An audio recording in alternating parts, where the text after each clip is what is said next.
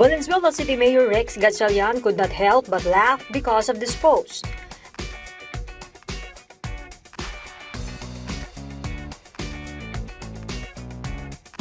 Angry netizens lashed out at him for something thousands of miles beyond his control.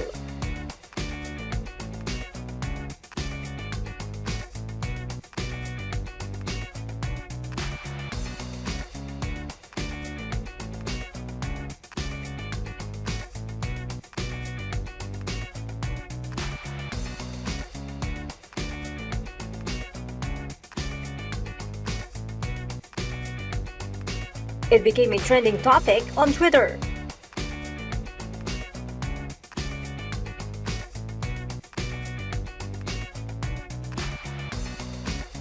Netizens were quick to prove that Filipinos are poor in reading comprehension.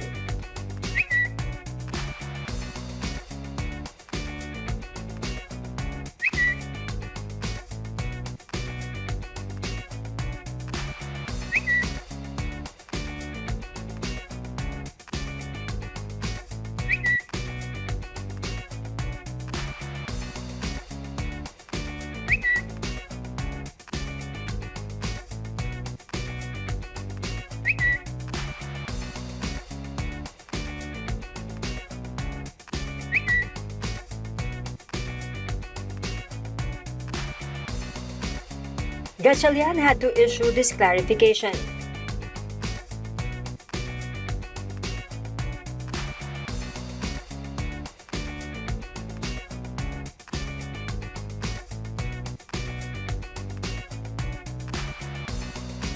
Despite the wrong backlash, he found a reason to laugh.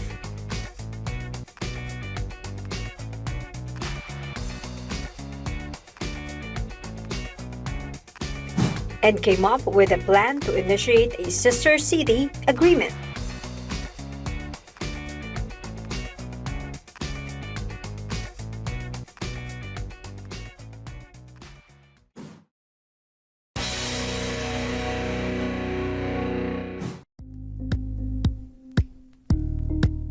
Thank you for watching Politiko TV. Please like and subscribe to our channel for more videos.